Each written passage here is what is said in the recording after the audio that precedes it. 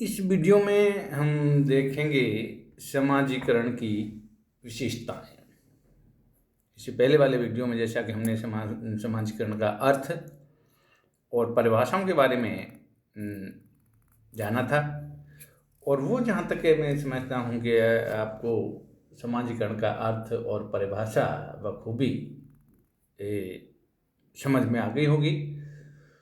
तो इसके आगे अब हम देखते हैं संस्कृति की समाजीकरण की विशेषताएं। विशेषताओं का जहां तक सवाल है तो इन विशेषताओं को हम कुछ बिंदुओं के आधार पर यहां स्पष्ट करने का प्रयास करेंगे, जिसमें पहली जो विशेषता है वह है सीखने की प्रक्रिया। यानी कहने का तात्पर्य हमारा यहां यह है कि समाजीकरण की जो प्रक्रिया है वह सीखने की प्रक्रिया है।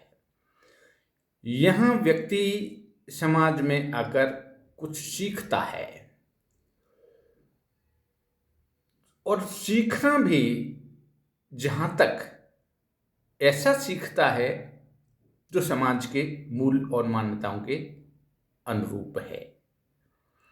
यदि कोई व्यक्ति इसके विपरीत यदि कुछ सीखता है जो समाज के मूल और मान्यताओं के विपरीत है, या समाज के मूल और मान्यताओं का वो उल्लंघन करता है, तो उसे समाजीकरण की श्रेणी में नहीं रखा जाता है। तो समाजीकरण की सीखने की प्रक्रिया के अंतर्गत हम समाजीकरण के अंतर्गत वही रखेंगे जो व्यक्ति ऐसा कुछ सीखता है जो उस समाज और संस्कृति के मूल और मान्यताओं के अनुरूप है। जो समाज के मूल और मान्यताओं के अनुरूप व्यवहार करने को उसे सिखाता है, या ऐसा वो कुछ सीखता है। उदाहरण स्वरूप यदि हम यहाँ लें कि यदि कोई व्यक्ति या कोई बच्चा स्कूल से भाग जाना सीखता है, क्लास में नहीं जाना सीख जाता है, चोरी करना सीख जाता है, जेब काटना सीख जाता है, तो यहाँ हम उस सीखने को हम समाजीकरण के अंतर्गत शामिल नहीं करेंगे। और ऐसा जब वो कुछ सीख जाता है जो समाजीकरण के मूल्य और मान्यताओं के विपरीत है, तो उसको हम समाजीकरण न कहकर उसको असामाजिकरण या नकारात्मक समाजीकरण की संज्ञा से जानते हैं या जानेंगे। तो इससे यही स्पष्ट हुआ कि समाजीकरण जो सीखने की प्रक्रिया है उसमें व्यक्ति वह सब कुछ सीखता है जो उसकी संस्कृति, उसके समाज, उसकी मूल्य, मान्यताओं, परंपराओं, विश्वासों के अनुरूप उसने जो कुछ भी सीखा है। तो इसलिए समाजीकरण की प्रक्रिया को एक सीखने की प्रक्रिया कहा जाता है, जिसमें व्यक्ति जन्म से लेकर और मरने तक कुछ न कुछ सीखता रहता है। ऐसी कोई अवस्था नहीं है जिसमें व्यक्ति कुछ सीखता नहीं है, चाहे वो बच्चा है, चाहे वह युवा है, चाहे वह किशोर है, चाहे वह प्रौढ़ है, चाहे वह वृद्ध है। ऐसी कोई अवस्था व्यक्ति के सामने नहीं रहती है जहां उसका सीखने की प्रक्रिया बंद हो गई है। तो हम कह सकते हैं कि व्यक्ति जो सीखता है, जो मूल्य और मान्यताओं के अनुरूप उसने सीखा है, वह सब समाजीकरण के अंतर्गत आता है। दूसरी विशेषताएं हम देखते हैं आजन्म प्रक्रिया। समाजीकरण प्रक्रिया एक आजन्म प्रक्रिया के नाम से जानी जाती है। इस प्रक्रिया के यानी दौरान हम कह सकते हैं बच्चा जन्म से लेकर और मृत्यु तक चलने वाली यह एक प्रक्रिया है, हम ऐसा भी कह सकते हैं। बचपन से लेकर वृद्धावस्था तक वह अनेक परिस्थितियां धारण करता है। समय समय पर उसको जैसे जैसे अनेक परिस्थितियां मिलती जाती हैं, वह उनके अनुरूप भूमिकाओं का यहाँ निर्वाह करना सीखता है। जैसे जैसे परिस्थितियाँ उसकी भिन्न चेंज होती जाती हैं, बदलती जाती हैं, वह नई नई परिस्थितियों के अनुरूप उसके अनुसार अपनी भूमिकाओं को निर्वाह करना सीखता है।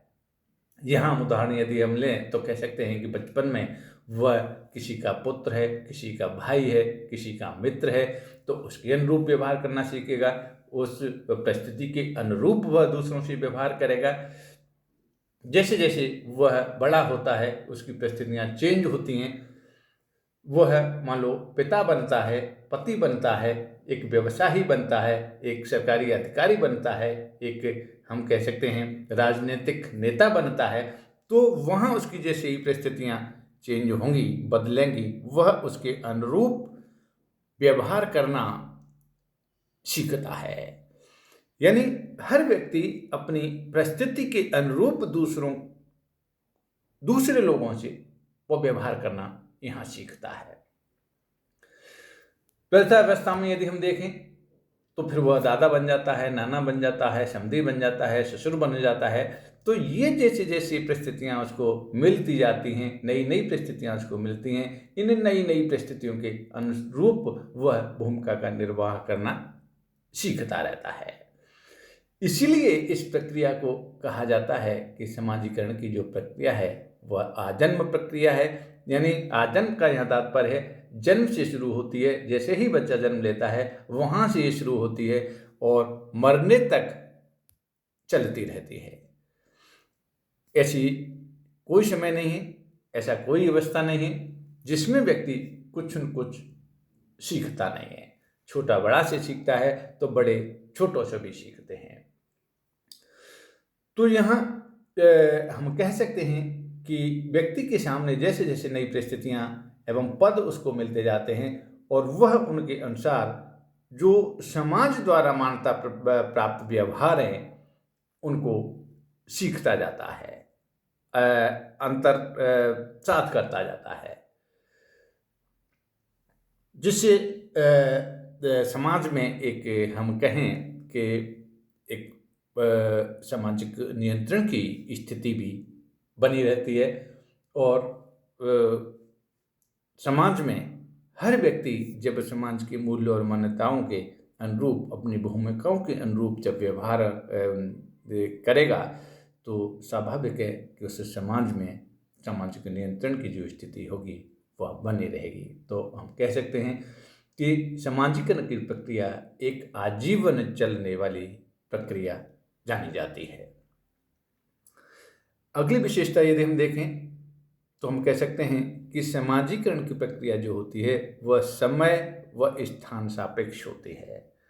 कहने का तात्पर्य यहाँ ये है कि समाजीकरण जो है यानी समाजीकरण की जो प्रक्रिया है वह स्थान सापेक्ष के साथ साथ समय सापेक्ष भी होती है। और इसका अर्थ यह होता है कि दो भिन्न समयों में समाजीकरण की जो अंतर वस्तु है वो अलग अलग हो सकती है। यहाँ हम एक उदाहरण के माध्यम से समझ सकते हैं कि जैसे प्राचीन भारत में जहाँ स्त्रियों को पर्दा व घूंघट जो रखना सिखाया जाता था, एक व्यक्ति को अपनी जाति के खान पान के नियम जो सिखाए जाते थे उनसे परिचित कराया जाता था। लेकिन आज यदि हम वर्तमान में देखते हैं तो वर्तमान समय में ये व्यवहार अपेक्षित नहीं रह गए हैं। तो कहने का तात्पर्य है ये समय के साथ साथ बदलते भी जाते हैं। आज से 50 साल पहले का जो समय था उसमें हमको कुछ और सिखाया जाता था, लेकिन आज वर्तमान की यदि हम बात करते हैं तो आज हमें कुछ उससे भिन्न प्रकार से सिखाया जाता है, भिन्न प्रकार से व्यवहार करना सिखाया जाता है। और इसके साथ साथ समय के साथ साथ ये स्थान सापेक्ष भी, इसका तात्पर्य यहाँ ये है कि हर स्थान पर समाजीकरण की जो प्रक्रिया है उसमें समान नहीं सिखाया जाता। जिस समाज की जैसी संस्कृति होगी, वहाँ की भौगोलिक परिस्थितियाँ होंगी, उसके अनुरूप वहाँ उसकी संस्कृति के अनुरूप, संस्कृति के मूल्य और मान्यताओं के अनुरूप वहाँ व्यक्ति सीखता रहता है। तो इसलिए ये कहा जाता है कि समाजीकरण की जो प्रक्रिया है वो समय व स्थान सापेक्ष होती है। जैसा हम और एक उदाहरण ले सकते हैं कि कभी हमारे समाज में बड़ों के लिए जो अभिवादन करने का जो तरीका था, प्रणाम करना था या धोख देना था या पैर छूना था, जो सिखाया जाता था, आज यदि वर्तमान में यदि हम देखें तो उससे कुछ अलग हटकर आज हम गुड मॉर्निंग है, वाह वाह है, गुड नाइट है, ओके है, हेलो है, ये आदि कुछ पाश्चात्य संस्कृति के जो शब्द जो शामिल हो गए हमारी संस्कृति में, उनको बच्चों को सिखाया जाता है। तो हम यहाँ कह सकते हैं कि समाजीकरण की जो प्रक्रिया है समय और स्थान सापेक्ष होती है। अगली विशेषता के रूप में हम देखते हैं कि समाजीकरण की प्रक्रिया संस्कृति को आत्मसात करने की एक प्रक्रिया है। इसका तात्पर्य ये है कि इस प्रक्रिया के द्वारा एक व्यक्ति सांस्कृतिक मूल्यों, मानकों एवं समाज स्वीकृत व्यवहारों को सीखता है और संस्कृति के भौतिक और अभौतिक तत्वों को वह आत्मसात करता है और वे सांस्कृतिक तत्व धीरे धीरे व्यक्ति के एक हम कह सकते हैं कि व्यक्तित्व का एक अंग बन जाते हैं। तो इसलिए ऐसा माना जाता है कि समाजीकरण की जो प्रक्रिया है वह अपनी संस्कृति को एक आत्मसात करने वाले, एक हम कह सकते हैं कि जीवन में उतारने वाली एक प्रक्रिया है, जिससे एक व्यक्ति, चाहे वो भौतिक संस्कृति है चाहे वो अभौतिक संस्कृति है, उन सांस्कृतिक तत्वों को अपने आप में आत्मसात कर लेता है और वह एक उसके जीवन का, हम कह सकते हैं जीवन का या व्यक्तित्व का एक अंग बन जाती है। इसीलिए इसको आत्मसात करने वाली प्रक्रिया के नाम से भी जाना जाता है। अगली विशेषता यदि हम देखें तो हम कह सकते हैं कि समाजीकरण एक समाज का प्रकार्यात्मक सदस्य बनने की प्रक्रिया है। समाज का प्रकार्यात्मक सदस्य बनने से यहाँ तात्पर्य ये है कि समाजीकरण की जो प्रक्रिया है उसके द्वारा व्यक्ति एक, हम कहें कि सामाजिक कार्यों में भाग लेने योग्य बनता है और वह इसी प्रक्रिया के द्वारा एक प्राणी शास्त्रीय प्राणी से एक सामाजिक प्राणी में बदल जाता है। जैसा कि हम जानते हैं जब बच्चा जन्म लेता है, एक जब वो छोटा शिशु होता है तो उस समय वो कोई सामाजिक और असामाजिक प्राणी नहीं होता है, एक हम कह सकें कि हड्डी और मांस का एक हम लोथड़ा होता है। न उसमें सामाजिकता के गुण होते हैं, न उसमें असामाजिकता के गुण होते हैं। वह इस समाजीकरण की प्रक्रिया के माध्यम से ही उस प्राणी शास्त्रीय प्राणी से सामाजिक प्राणी बनता है। किस पद पर रहकर, किस परिस्थिति में वह किस प्रकार का व्यवहार करेगा, यह सब सामाजिक संपर्क के कारण ही वह सीखता है। संपर्क से ही व्यक्ति लोगों की अपेक्षाओं के अनुरूप वो व्यवहार करना सीखता है। यानी जब व्यक्ति वह दूसरे लोगों से जब संपर्क करेगा तो वो समझेगा कि दूसरे जो लोग हैं उससे किस प्रकार के व्यवहार की अपेक्षा करते हैं। तो कहने का तात्पर्य है जहाँ जैसे जैसे समाजीकरण की जो प्रक्रिया होती है, जिससे व्यक्ति एक समाज का प्रकार्यात्मक से तात्पर्य एक अर्थपूर्ण, एक हम कह सकते हैं उपयोगी, एक महत्वपूर्ण व्यक्ति समाज के लिए बनता है समाजीकरण प्रक्रिया के माध्यम से ही।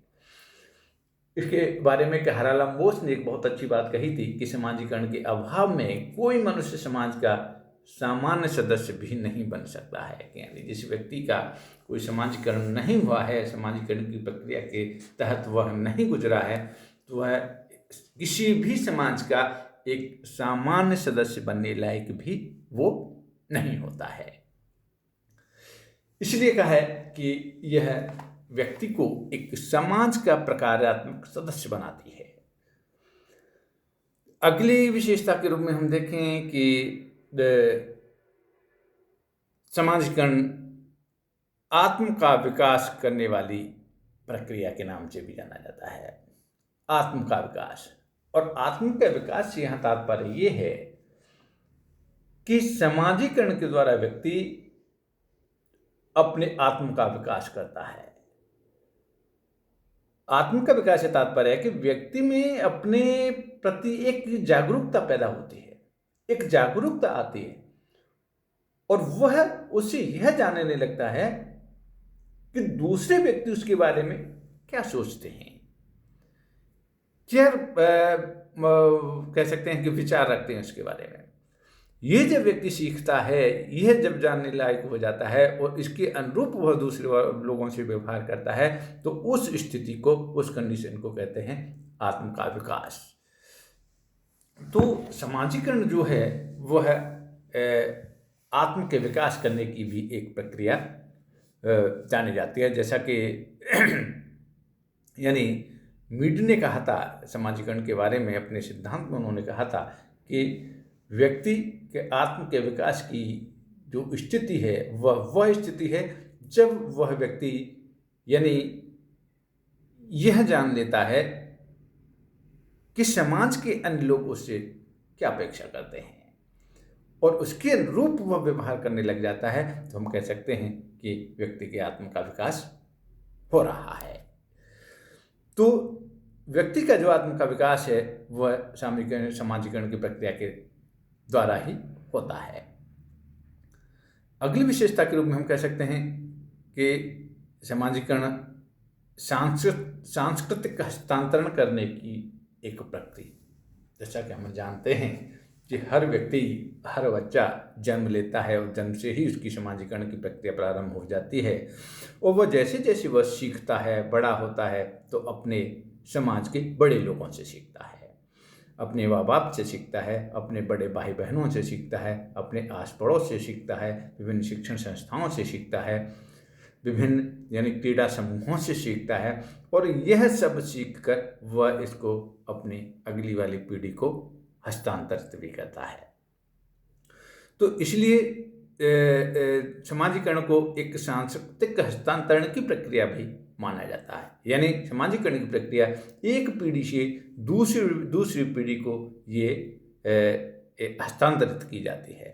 एक पीढ़ी अगली पीढ़ी को बताएगी, अगली पीढ़ी उससे को बताएगी और ऐसे यह प्रक्रिया जो होती है इस जगत में निरंतर चलती रहती है और पीढ़ी दर पीढ़ी यह आगे बढ़ती रहती है। यह अवश्य कि इसमें समय समय पर परिवर्तन अवश्य होते हैं, लेकिन कभी ऐसा कोई समय नहीं आता जब समाजीकरण की प्रक्रिया समाज में बंद हो जाती है। तो इसलिए कहा जाता है कि यह एक पीढ़ी दर पीढ़ी हस्तांतरित की जाने प्रक्रिया भी मानी जाती है। अगली और अंतिम विशेषता के रूप में यहाँ हम देखते हैं कि समाजीकरण समाज के मूल व मान्यताओं के अनुरूप सीखने वाली प्रक्रिया है। कहने का तात्पर्य यह है कि समाजीकरण की प्रक्रिया के अंतर्गत हम वही शामिल करते हैं, उसी को सीखना को शामिल करते हैं जो व्यक्ति ने अपने समाज के मूल और मान्यताओं के अनुरूप सीखा है। मैं अपनी संस्कृति के अनुरूप यदि सीखता हूँ, अपनी प्रथाओं परंपराओं के बारे में जानता हूँ, उन पर अमल करता हूँ, अपने जीवन में उनको उतारता हूँ, तो हम कह सकते हैं कि हमारा समाजीकरण हो रहा है। यानी हम वह सब कुछ सीखते हैं जो समाज हमसे अपेक्षा करता है, जो परिवार हमसे अपेक्षा करता है। ऐसा जो हमने सीखा है तो वही समाजीकरण के अंतर्गत आता है। और यदि हम इसके विपरीत कुछ सीखते हैं जो समाज के मूल्य और मान्यताओं के विपरीत हैं, जिसकी हमारा परिवार अपेक्षा नहीं करता या समाज अपेक्षा नहीं करता, ऐसा भी हम कुछ समाज में सीखते हैं, तो वह समाजीकरण की प्रक्रिया के अंतर्गत न आकर उसको असामाजिकरण कहा जाता है या नकारात्मक समाजीकरण की संज्ञा दी जाती है। तो ये समाजीकरण की कुछ विशेषताएं आज इस वीडियो में हम यहीं इतना ही देखेंगे। इससे आगे वाले वीडियो में हम समाजीकरण के अन्य बातों को पर विचार करेंगे। तब तक के लिए धन्यवाद।